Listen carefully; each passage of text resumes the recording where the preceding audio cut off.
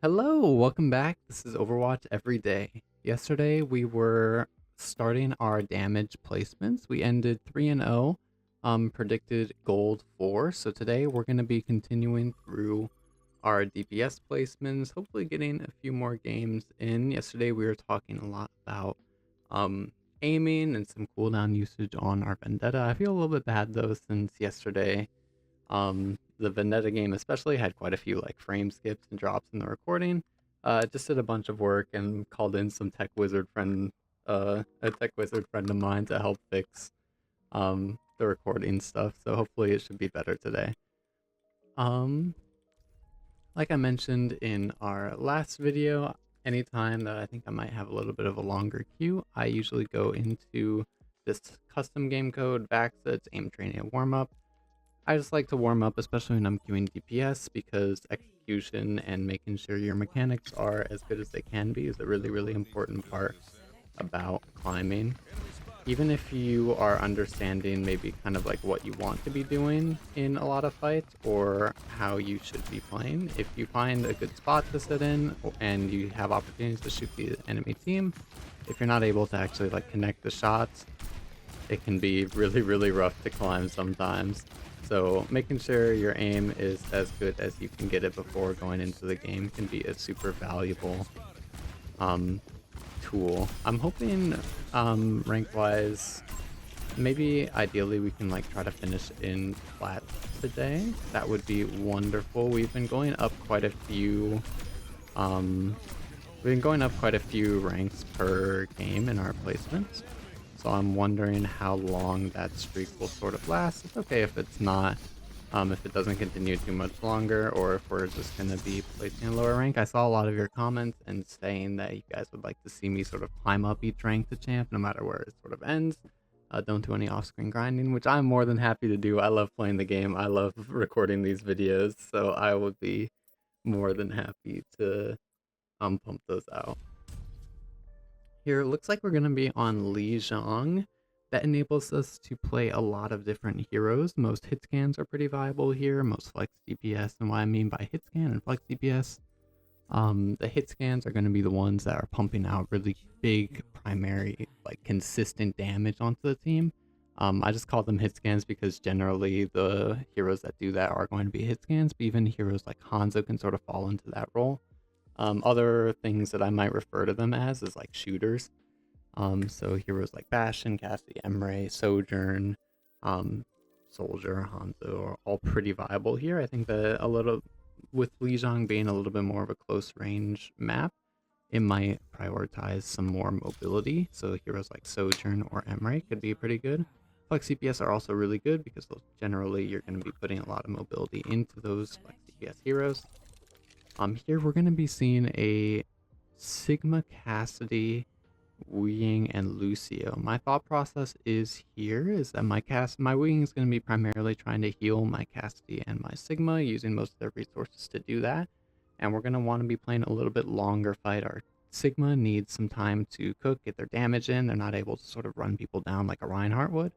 Our Cassidy wants a lot of time to just sort of shoot and spam out. Our Wuying will as well. So we want to play something a little bit slower, something that will enable our team, but also take few resources away from our healer. Now that we're on Ana, we have a few more options.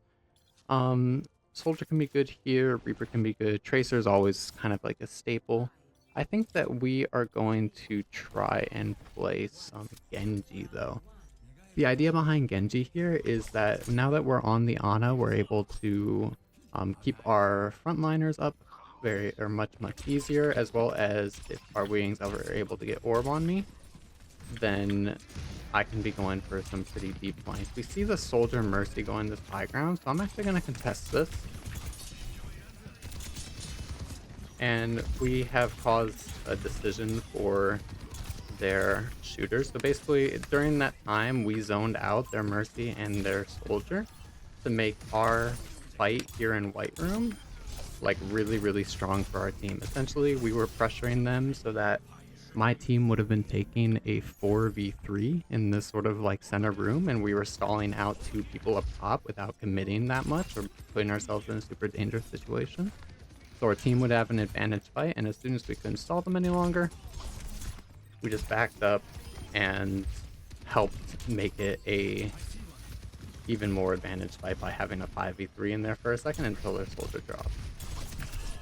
So here we see their soldier walking up, so we're just going to try to like walk and clean up and blow up anyone who we do not want in our space. Making sure, especially as like DPS, you want to be trying to like generally start on some angles, getting people to look at you and taking some attention off of your front line, safe as you can, and still being ready to actually like collapse and fight when you need to. So here you can see me starting in this room, so we're gonna actually dash up, help our Sigma on their flux. Our supports are looking at the enemy team Sigma, so they're not able to help us right now, and our Sigma's gonna need a lot of care, so we're just gonna path in a way that takes very few resources, and we're able to stable ourselves. So now we come back in once we're full health, and we just try to clean up anyone that we can, making sure that we're doing whatever we can to help our team stay alive first, and then looking for our own value a little bit later. Can be a really good habit to get into. So just playing on this left side, pulling attention however we can, and being ready to collapse. Now that we have our blade, we have our bubble as well, and our high noon, I'm thinking that I want to confirm the win of this point here. So we see their soldier on right side. I'm going to go and match that, and even if their front line sort of pushes us back and gets a point, I have my Dragon Blade to try to turn it, but our front line does go down because they just use more ultimates than us. Definitely nothing to really like worry about here. We only use our Wu Yang bubble, they use their Valkyrie, they use their Dragon Blade, I'm pretty sure they use Visor as well. So nothing to worry about, because that means we're going to have ult advantage coming into this next fight. Probably them only having Rush. Rush is going to be pretty scary, especially as we get onto the point. We see our Cassie going this high ground, so I'm actually going to try to heal people into his field of view so they can get an effective high noon, and we are able to bait their Kiriko, sort of walk into us, and we're going to try to chase down this Mercy with our Dragon Blade. After we enabled our high noon to sort of win the fight or open up the fight, we can pop our Dragon Blade to clean up and win it. So they did not use Visor the previous fight. My ult tracking was a little bit off there, but we'll still get the job done. Ending the round 13-0. We're not doing anything like that crazy. We're not going for like insane plays. We're just trying to play safe. Do whatever we can, making sure that you have pretty high uptime and just provide like a constant threat or a constant pressure when you're playing these flex DPS heroes can be very, very, very valuable to actually like winning the games. Making the enemy team's job really difficult to play. I sometimes relate like CPS heroes like Genji, Tracer, Onion, Venture, somewhat to main support, where you are going to be trying to deny the enemy team from their value for a while, and then you're going to be looking to get your own value a little bit later into the fight. So we are on the Lucio again, and they're on the Pharah, so we have a little bit, we're going to have a bit harder time actually getting in and finding our value. We hear the Doomfist behind, so I'm actually going to clear this space. I wasn't going to dash on him initially, but then I saw that our Cassie gave him punch, so we are kind of put on a timer and wanted to like make sure that we could save the people who our Doomfist, or their Doomfist was on, as fast as we could. So they were in a really strong spot, they were in a really strong position, so we needed to try to be aggressive to take away that threat by blowing up their Doomfist before they're able to get value with their empowered punch. Here we see their Sim sort of walking a low, and our Cassidy hits a really good shot onto them. So just putting ourselves in position to follow up as much as possible on any like big damage that our front line is doing is by Arceus. Is going to be like kind of the name of the game for a lot of flex CPS. So you're going to be generally, it's going to be pretty common for you to be fighting 1v1s or 2v2s on like a sort of like side lane. And if your team ever finds like big damage onto your lane or onto the enemy team's front line or back line, you have a pinch set up and ready to kind of blow people up. So as soon as I see this queen drop, I'm going to take this duel against the Kiri. Their Mercy comes with heal and their Sombra tries to. We're falling pretty low, so we're just going to try to be as safe as possible, forcing the Sombra off of the high ground again.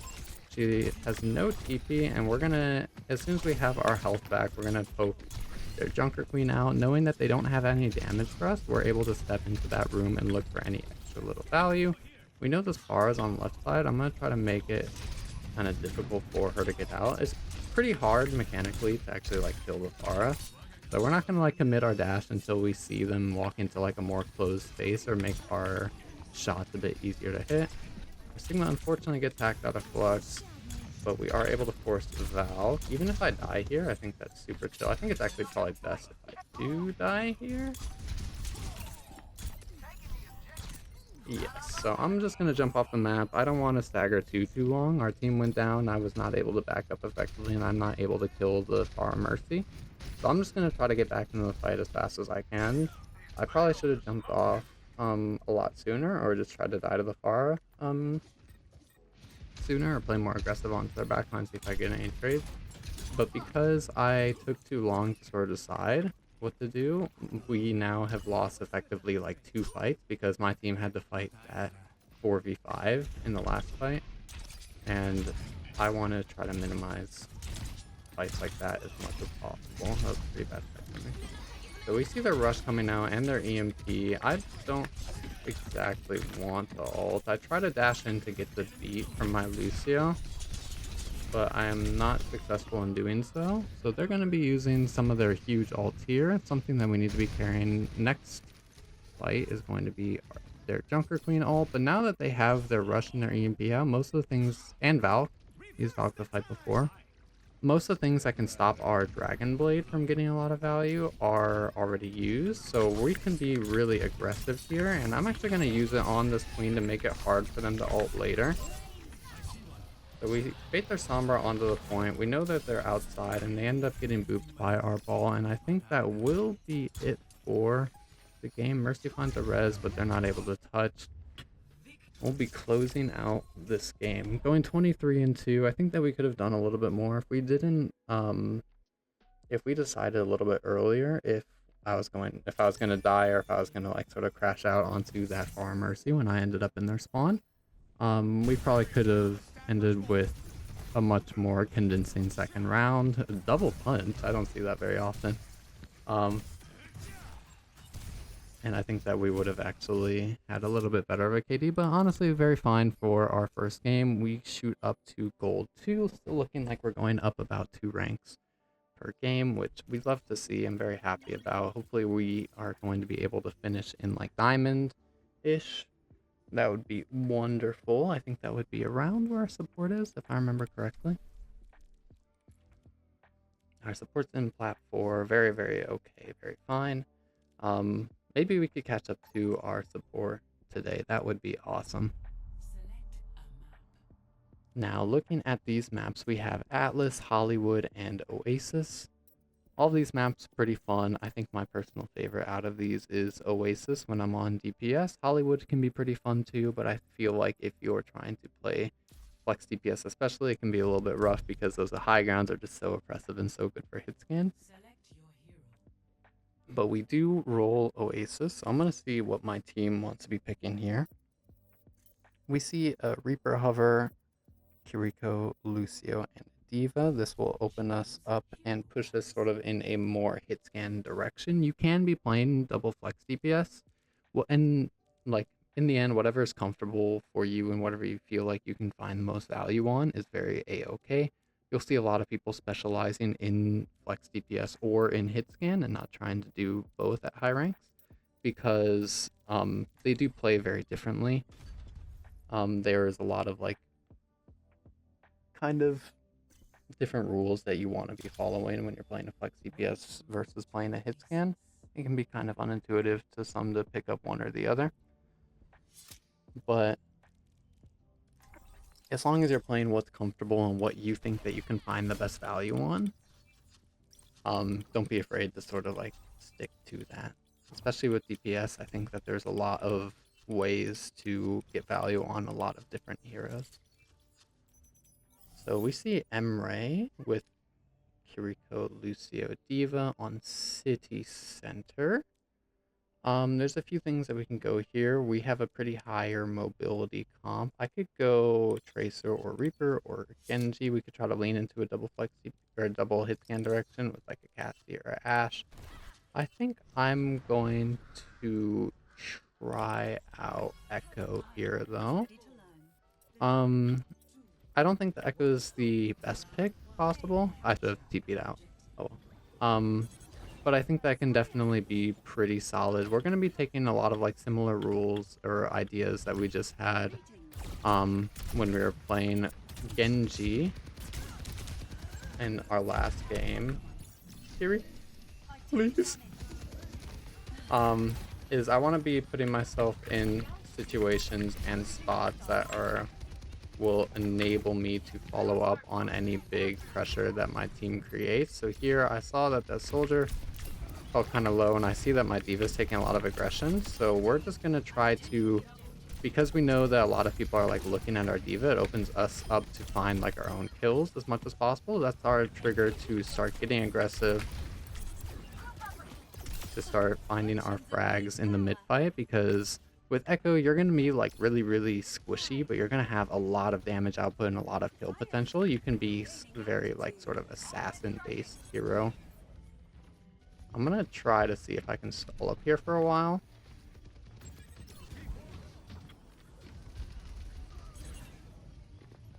So I'm just trying to see where their team is ending up, and if I see them overcommit to any spot or sidestep me at all, I can step onto that Kiriko.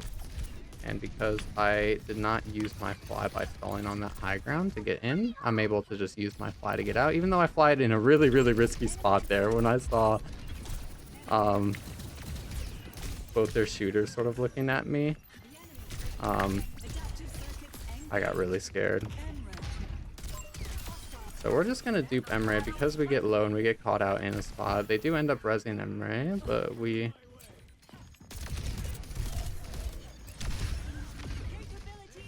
but that is a-okay by us. You can be playing aggressive when you have a lot of like second life ultimate abilities, like Duplicate, like Diva Bomb, Primal Rage. Going for aggressive plays can be really, really, really strong. I want to make sure this Mercy can't get a good res. She will die to the stickies, and we hear the Kiriko behind us, so I'm just going to turn around and clean her up real quick. We see one person on point. Ideally, it could be us backing to the point. Ideally, if your Lucio or your main support doesn't want to touch the point whenever somebody on the enemy team is forcing it, then it can generally fall to your flex DPS to try to get onto the point, but that won't be a rule in rank. That's just something that you should keep in mind generally, because flex DPS heroes are going to have a lot of high mobility and they're able to get to the point easily and survive on there and fight the 1v1 with whoever's trying to touch the point. So it's pretty good if you're the flex DPS hero to go back to the point, because you're able to fight that 1v1, you're able to potentially win it and just clear the space yourself, and you're going to have the mobility to get back into the fight afterwards. Here with my perk, I'm gonna be I know that the partial scan, the starting duplicate with 50% of your ultimate is like really, really good.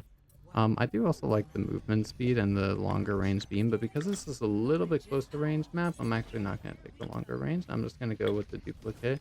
I'm not a big fan of ultimate perks in general, because I think that it's harder to find value overall over the course of a game with them, because you're only going to have a few instances where you're going to use ults, but something like Beam, you're going to have like probably like 2 times the fight. So having perks that enable your more frequent value sources are going to be, in my opinion, generally better, but there are some ultimate perks like the Lucio beat perk that are really, really, really strong. Especially with the new passive roles. So here we see them walk into this sort of closed hookah area, and we want to just be trying to take angles and play aggressively whenever our tank is taking what I like to call vision aggro. So when the enemy team is looking at them, when they are pulling aggro like a tank and like a MMO, that's when we can start getting super active and start finding our frags. As soon as they start pressuring us on this angle, we're just going to be backing up, making sure that we're saving our fly. Anytime that you're taking this sort of angle, you want to make sure that you are keeping an escape plan in mind. So we fall low again. We're just going to back up. I'm going to actually do this since I'm having pretty long times on these angles. I don't feel like I'm going to need my focusing beam to get reset a bit. This is a really scary spot for us. Their Sigma could be bouncing some shots onto us, but we have our duplicate. So now that we see our Emery go down, we know that the enemy team sends both their DPS to fight the angle. Unfortunately, because it's 2 hit scans and they kind of like naturally counter us, it's going to be really hard for us to actually contest that angle, and they're able to find the kill into our Emery because of this. So we are just going to be playing super aggressively because we know we have our duplicate. We know that we're going to be safe during this fight or on this step because we can just hit our get out of jail free button. We kill that guy, and we're looking for a flux in their spawn just in case anyone wants to run into it. I'm still low HP, so I'm going to wait for my shields to come back and then just trying to poke out, scout where they're going. We pop our rush on main. This means that they're going to want to walk through hookah to try to get a good touch. So I'm going to go over here and just make sure that they have no route to the point, since we already have such an advantage. As long as they don't touch the point, we're going to be looking at a really good spot to win the game, and we will be closing out yet again. A clean 2-0, much cleaner I think than last game. We're nice and warmed up now. Very similar principles with Genji and Echo, because you want to be taking those lanes, you want to be trying to get aggressive whenever your tank is sort of like pulling all of the aggro.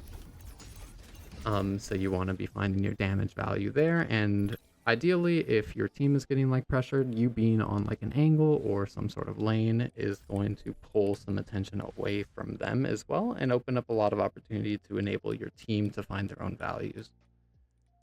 I like Echo quite a bit. I really like her duplicate because I play most of the heroes in the game. I think that it's really fun sort of trying to guess or maximize like the value out of duplication, because knowing what's needed in the exact moment can be like a really fun like sort of game sense check. You can see like some really old like pro player clips of like the Echo players like duping a support whenever their support goes down and just like keeping up the like an ulting tank or something, and it can be like super cool. I think it's one of the coolest ults in the game. Unfortunately, a lot of the time it is just kind of used as like a second life. But for a hero like Echo, where most of your value comes from those huge like bursts, you're like, if you can get really aggressive, if you can step super aggressively, you're gonna have a bunch of damage that you're outputting. So having a second life to enable that sort of risky or aggressive playstyle is very useful, and you'll see a lot of people just using deep as kind of a second life. A lot of fun like micro with Echo as well, being able to like stall on the roof or finding creative ways to get in on engages or get in onto the enemy backline while maintaining your escape plan or your shift out is a bunch of fun, because you only have that one big movement cooldown, and then you can kind of like fly around or float for a little bit. So using your float to sort of stage in a way that you can't get poked out, like above that high ground on Oasis, can be like super fun. You'll see similar principles for like Winston or Wrecking Ball or Pharah. Sometimes even like a Freya's can do things like that, making sure that you're trying to save your resources for when you actually need to get out, or saving your resources for when you actually need to kill things. Can be a really good habit, and it's really fun to get creative with how you're saving your resources to enable yourself to sort of do that. Looking into this third game here, I think it'll probably put us around like the mid-platinum level. If things are looking good in this game, I might try a little bit of on-run. I have not played too much of this hero. I've probably played like 2 quick play games total. And her kit interests me a lot. I do know that her actual damage numbers are lacking a little bit in comparison to some other DPS. A lot of the time the question gets brought up, well, if you're gonna play on run, what does on run do that like Genji or Tracer wouldn't? And it's kind of hard to find that answer sometimes, but there are some strategies that enable on run. I know a few like semi-pro teams right now are banning Tracer on Watchpoint Gibraltar and then playing on run as a sort of substitute Tracer, which is finding like a bunch of value since it's going to be one of the fewer like high mobility heroes that can contest the cart very easily and fight 1v1s on the cart. And it's really, really interesting finding that sort of value out of those kinds of strategies. So if we get the chance, I'd like to play some on run, but for the start of this game, I'm going to pick whatever I think will be best to win. No bans and no hovers. Oh, we do have a Vendetta ban, Domina, probably Domina Cat going to be the ones that are banned from our side. We see Zarya and Symmetra from the enemy team, so this enables us to go into a little bit more of like a divier direction. Zarya bubbles are pretty good at denying sort of dives. Domina can easily poke out a lot of like heroes that want to like be getting in and getting aggressively on like big bursts. So them being out of the game can enable us to play a little bit more divey. We do see a Zenyatta, an Emre, and a Roadhog. On Ilios Ruins, this is going to be a little bit scary. So we have a Zenyatta and a Mercy. I look at this backline and I'm thinking that our Zenyatta is going to be very important to keep alive. Discord Orb is a huge asset, especially when we're going to be having a Roadhog. So if we get a Discord onto somebody and we land a hook onto the person who's Discorded, they're just going to immediately vanish like Spider-Man in Endgame. So I think that trying to keep our Zenyatta alive especially is going to be pretty important here. How I can do that best on Ilios Ruins is going to be probably a Tracer or a Genji. I think I'm going to start as Tracer with the idea to buffer out. If Symmetra wasn't banned, a really nice thing to do whenever you're on a hero with a lot of mobility and you don't want to be like, or you don't need to be like super active super early, you can start on Symmetra and place a teleporter outside of your spawn room for your team, which will allow them to get into the fight sooner, and then you can just swap back to your hero. Since you have that high mobility, you're able to sort of slow them or get back into the fight very quickly. So here we're going to be fighting this Kiriko on the lane. We don't necessarily have to actually win this fight. We just want to be stalling their attention. And here we see, because we were stalling their Kiriko attention for so long, their hazard is actually really low in this mid fight. If we recognize that they don't actually have any way to get onto our Zenyatta, who we picked Tracer to try to protect, then we want to be trying to find our own value as Tracer. A lot of the time, it doesn't actually come from kills as Tracer. It comes from peeling like the right attention. So we're going to chase that Widowmaker a little bit. I want to make sure that my team won't just sort of like die. So my thought process here is I want to be getting onto their Widowmaker or their Ana pretty frequently and taking out a lot of their sort of shooter value or their healing value, and then I'll turn around for their hazard in mid fights to help clean up our space. So here we see our Roadhog hits a hook and their hazard goes down from it. We know their Ana's back main, but main thing that I'm listening for here is their Widowmaker grapple. Because their Kiriko hit a body shot on us, it's really important to just sort of be super careful and use your blinks very like freely, because if their Kiriko hits a body shot on you, you are now in one-shot potential. If their Kiriko hits a body shot headshot onto a Tracer, then you will die. It will be your full HP bar, so just being super safe about that is pretty important. So we see they're on. I'm actually going to try to take a little bit of damage here so I can take this Mega and make sure that their team does not have it. I'm going to throw a Pulse Bomb on the ground, which will force out Lamp, and their Widowmaker falls low. We don't necessarily have to get kills here.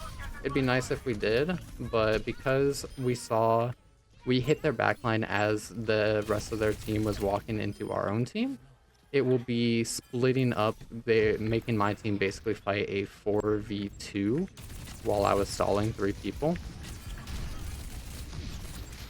So we know that I'm getting slammed inside of Widow LOS. Their ball is just trying to force me out. Tracer has a really, really good matchup into Wrecking Ball. So I can just kind of constantly be on him and stalling him out, which when you're on Tracer versus a Wrecking Ball, marking out the ball and just chasing him down like a rabid dog, chasing a ball, it's like really, really, really high value, because the weakness of Wrecking Ball, while they're a really, really strong hero in the game, they are the only tank that their team has, and they're the one who's going to need to find a lot of disruption and sort of pressure to open up the ability for the enemy team to walk. So if you as Tracer go and deny that with your high mobility to try to match Ball's mobility and just constantly chunk down armor, make him low enough HP so that they're never comfortable enough to engage, you basically have taken the enemy tank out of the fight constantly. And if they ever back up or they go into a spot that you can't reach, then you can continue to use your mobility to get back into the fight with your team. So you'll basically be fighting a 5v4, but now the enemy team wouldn't have their tank. You see Pharah Mercy. This is going to mean that it's actually kind of hard for us. I'm looking at their comp. If we get hit by one of the Pharah rockets, it's going to be putting us in a really, really rough spot really quickly. So I'm going to be pathing in a way that makes it really difficult for their Pharah to get onto us. And I'm just going to be trying to find the best way that I can onto their backline. So here we see my backline actually walked up towards me, so I'm going to go over here to make it hard for the enemy team to sort of escape. I'm cutting off their exit routes. We see they're on a low HP on main, but I do get slept. I'm just spamming recall while trying to keep myself alive as long as I can. So we're just going to keep kind of harassing their backline in this area. We're not finding a lot of the kills that we might want to, but that's okay. Sometimes you won't be connecting your pulse bombs or your shots, but if you're playing your macro properly, if you're playing your top down properly and just taking people out of the fights, you don't necessarily need kills always to get a bunch of value on heroes like this. So their Ana does go down, and we're just going to be trying to cut off their exit routes once more, especially seeing now that their Roadhog goes down. They may use as their Blizzard, which is great for us. That could be one of the reasons that we wouldn't be able to like stall point or hit their backline easily. And their Mercy gets staggered, which is wonderful. So now I'm thinking here that I can't stop that far at all. So I'm just going to be doing what I do best and pressuring their backline. I'm just trying to peel attention. Their Mei is looking over here at me, which is great because it means they're not looking at my Roadhog. They're not enabling their Roadhog's hooks. And because we're able to use our blinks effectively, we force out their block. We force out their wall. I don't know where they went. They're low-key Houdini. But we see them in here. They're going to have their block again, but I'm going to try to contest their point, but the Roadhog does hit a nice right click onto us, so we're just going to go down there. If I didn't lose that Mei, we would have had a lot more uptime, but because I kind of like lost track of them, I didn't know exactly where they were. I had very little uptime in that fight. But it's okay, we are at 46%. We're going to have quite a few ults to actually take back this point. We hear their Nana boost coming out. I don't know who it's onto, so it makes me a little afraid of just getting random one shot. We see their Pharah marking me, which is wonderful. I fat fingered my recall. That was not intentional, but I'm still looking to just try to make this Pharah look at me as much as possible, because if they're looking at me, it means they're not looking at my tank, and my tank is able to walk very freely. Our Baptiste does go down, unfortunately, and the coin's getting pretty high percentage for the enemy, so I'm putting myself in positions where I need to be ready and able to contest and trigger overtime for my team, because I have very high mobility and self-survivability. I just want to be making sure that I can continuously proc this overtime. So this is why I picked the recall. This is why I choose the blink distance perk and the health packs regen blinks perk, because it will, in situations like these, it'll be very very valuable to just sort of keep contests on the point. I can pass to those minis to find my way back into the fight after they might shoot me a little bit, or I might run out of blinks. So we're able to keep the contest, we're able to clean up the rest of the low HP targets on the point. We're able to stick their Ana. I wanted to make sure, because I've been missing a lot of my pulse bombs, and sometimes you just won't be, you might fuck up like some mechanics or be having a bad day with a specific aspect of your kit, so you just want to try to adapt and adjust how you're using as much as possible so you are able to find value out of it.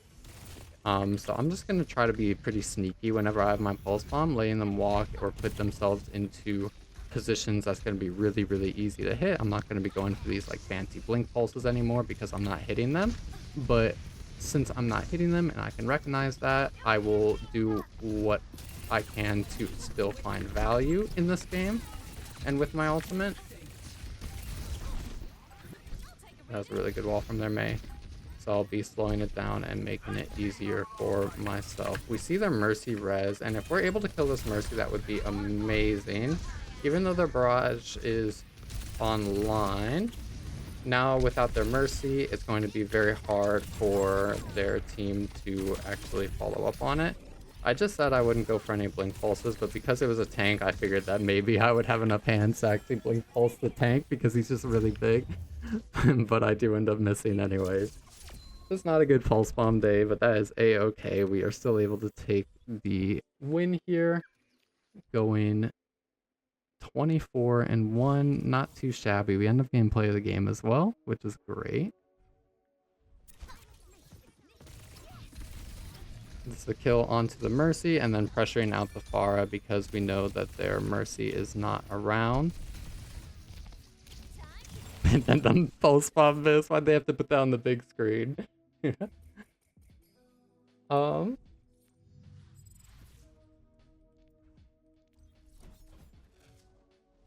And I think that we are going to be playing one more game here, potentially. I'm a little bit curious. I'm looking at the clock and I've been recording for about 37 minutes now. I know probably 2 of it was just preparation, but I'm trying to find the right video length that's going to be most enjoyable for people.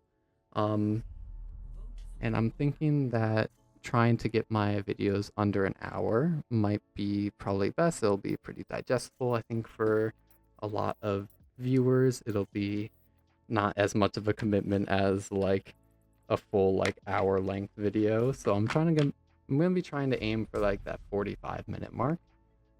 With most of these videos, maybe even 30 as time goes on. I don't know. It's just kind of hard to get myself to stop playing. I love playing the game. It might even get to the point where I might upload like multiple videos a day, since I think that lowering the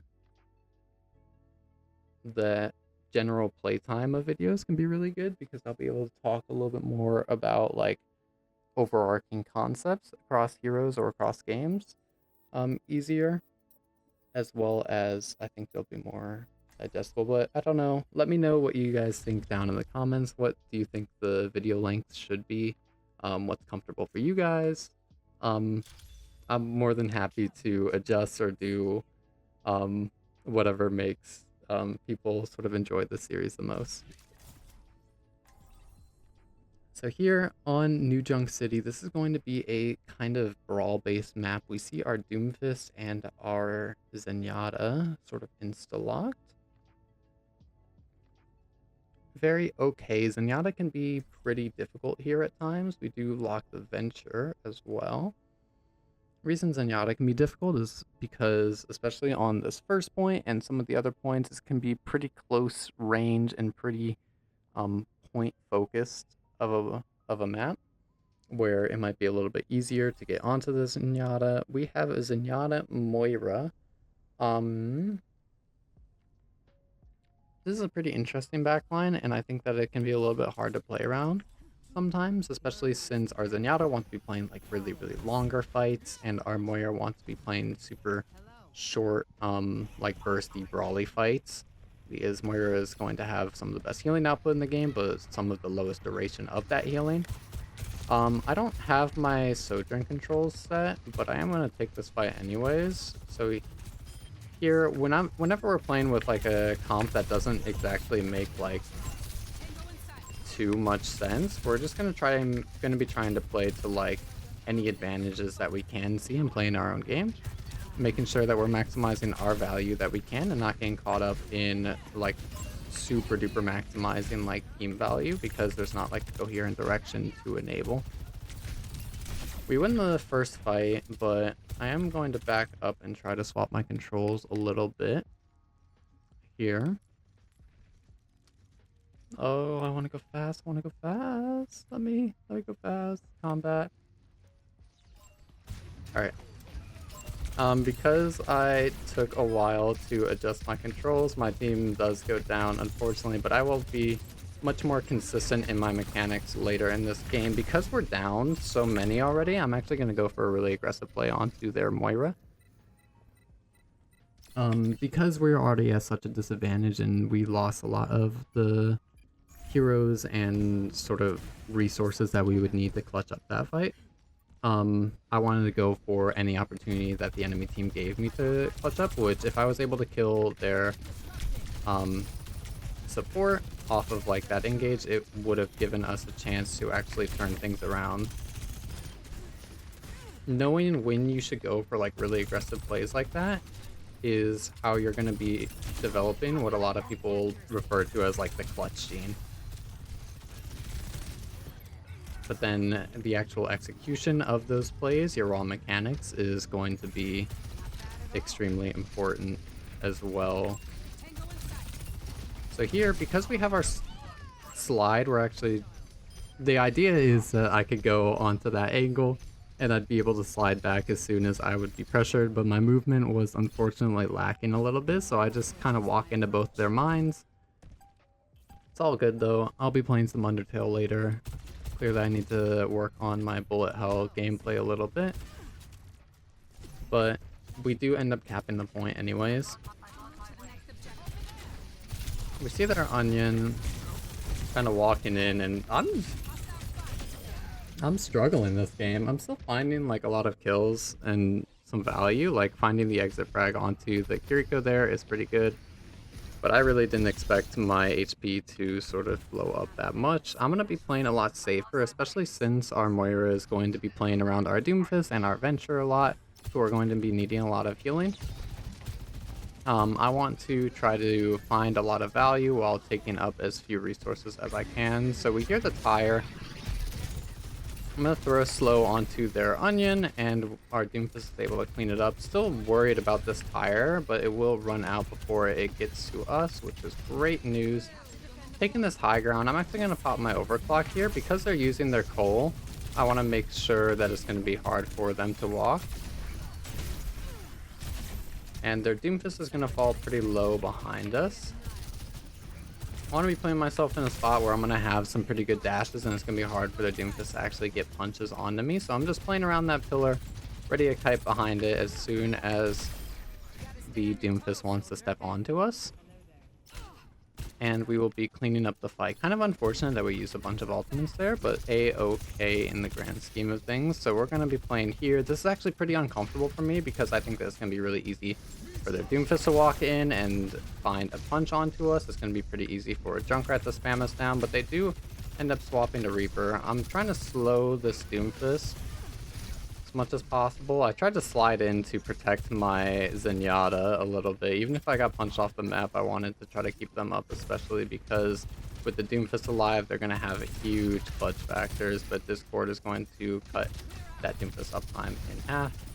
Probably not the greatest thing to do. It might have been a habit that I built from scrims, because a lot of ranked is about getting your own individual value, generally placing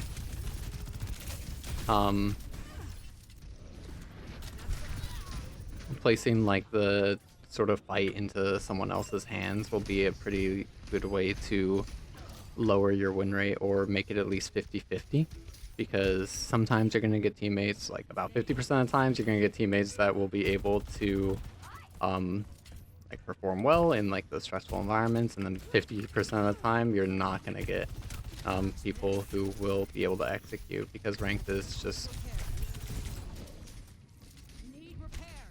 random with its like a sort of like disparity and trying to make games as fair as possible. It's hard to actually like rely on people, and ranked is about maximizing your own value, because that's what's testing.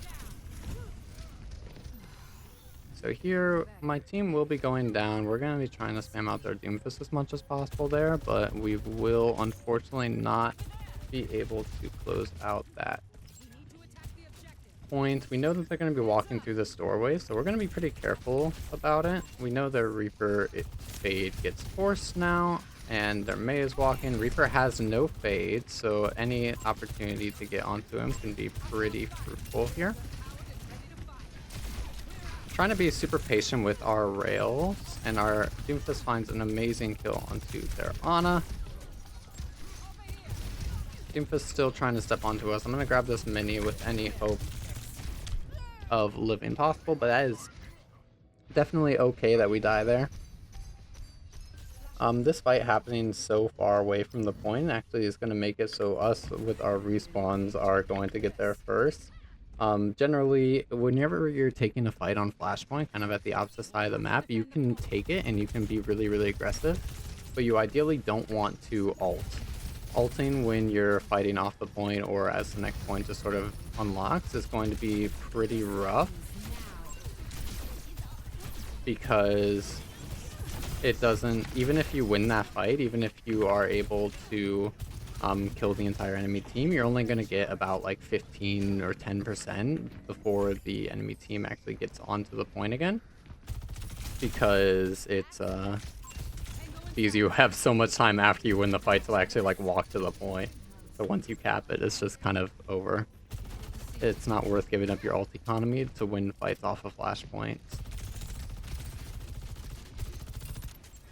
So here we see their Doomfist walking the point. Because we're taking this right side angle pretty aggressively, we're giving ourselves opportunity to sort of spam out a lot of the people that we would like to spam out. So we're just putting a lot of pressure onto this Kiriko. The Reaper's going to have a hard time getting care because they are in a rough spot. Thinking about my exit strategy here as their Doomfist steps onto me, since I have the double slide perk, I am able to be a lot more dynamic and fluid with my movement. So we see a lot of people go down. We're able to walk up really aggressively onto this Kiriko and immediately just slide out and clean up the Junkrat inside of us as well. We hear the Doomfist all. Ideally, they're probably going to want to touch with it. They end up not, but we're around the point just in case anyone does end up touching, and we will cap that point. I'm just spamming spawn. I see their Doomfist in there. I don't necessarily have to be on the point immediately. I'm looking for any little bit of extra value here, as I'm not threatened. But as their ball tries to get onto me, I'm going to slide out back main and towards point, giving up a little bit of space and poking their ball to help my Zenyatta and my Venture rotate to the point. Because we're committing so much out here, I'm actually also going to step. And the Reaper uses Blossom. We are down quite a few. My Moira is on the point though, and I almost have my overclock. If I see an opportunity, I'm going to pop my overclock, but it's going to be a little bit difficult because their ball is still alive, especially with that nano.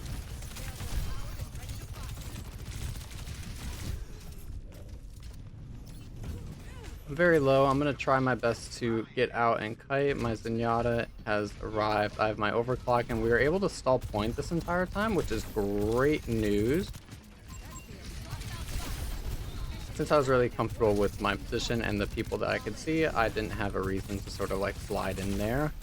All it would do is put me in more danger, but because I could see the Reaper and I was going to be able to get a lot of value out of my kit from the spot that I was in, I had no reason to slide in. I was more than happy to sort of chill there, but as soon as I couldn't see anyone, as soon as I couldn't get value out of my kit, That's why I wanted to use my mobility to step up a little bit more. I want to get a little bit more aggressive and keep the constant pressure and damage coming in from my angle. We do go down to the Junkrat there though, which I'm not too concerned about. We're able to clean up the fight because we're already up like 3. Their ball rolls onto us, so I'm going to use one of my slides to get back. We hear the tire, which is really, really scary, especially with our OC. We're going to have a lot of impact on this fight, so I want to make sure that I'm not actually dying to that tire. I don't know if it blew up. I didn't hear it explode. With that kill coming out onto our Zen, we're going to be popping our overclock. A little tip about overclock is just kind of holding right click during it, or holding your, I guess, primary fire while you're trying to line up your rails. It's just a little bit of extra free damage. It's not going to be your primary damage when you're overclocking. You want to be prioritizing your rails and make sure you're lining up your shots properly. But the little bit of extra damage goes a long way in your lethality whenever you're using your overclock. So I'm prioritizing my rails. I'm not trying to like aim in front of them or hit any of my projectiles. I just want to make sure that I'm getting my rails, but you can see definitely a few of them connect. A few of my projectiles connect onto the people that I'm trying to line up my rails for, and it'll be a little bit of extra damage, and we are able to clean up that fight.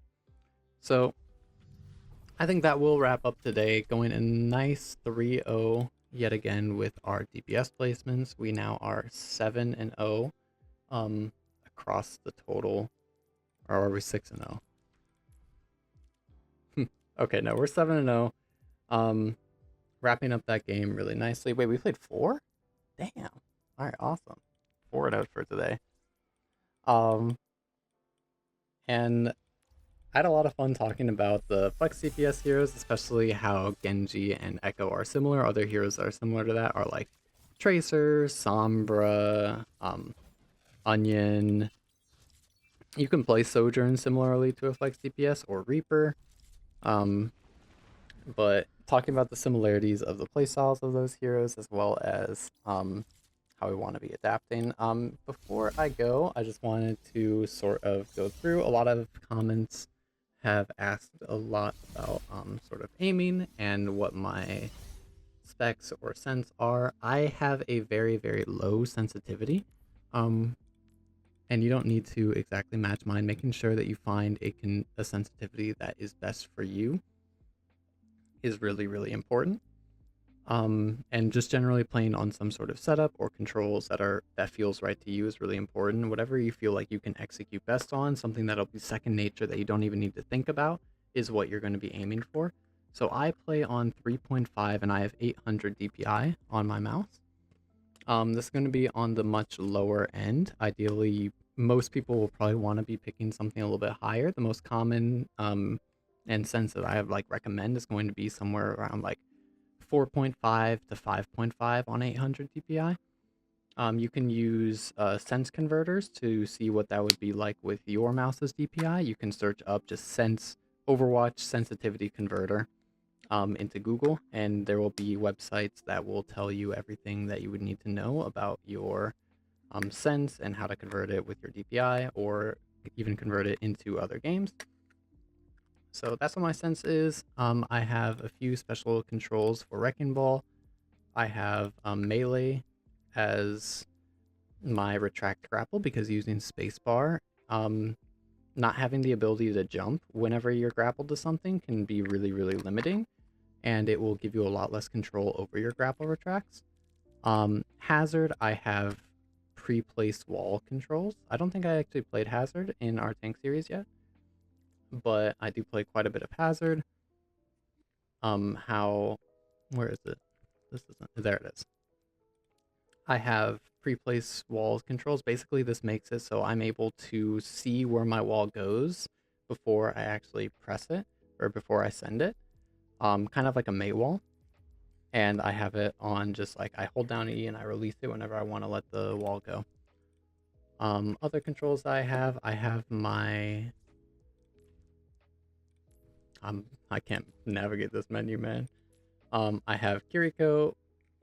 My controls, or my combat controls. So my left click and my right click are reversed on Kiriko. Basically, anytime that I have some sort of clicking hero, um, and it wants like the main click to be your primary fire or your left click, I usually change those around, or I mean right click. Anytime it wants it to be like your secondary fire is like the clicking weapon, is I'll usually swap those around. So my kunais are on left click, my healing is on right click. It's just because muscle memory, whenever I'm aim training, I'm going to be using my left click and building the muscle memory on my left click to really nail down um and like shoot targets.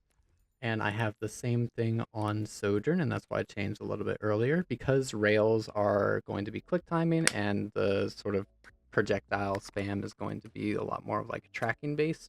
It's it's less important to get your right clicks, or not your right clicks, your projectiles with like the right timing on your clicks. So I have them on right click because it doesn't matter that much. I don't have my right finger or my middle finger trained that much, but my left finger is trained to click and time my shots correctly.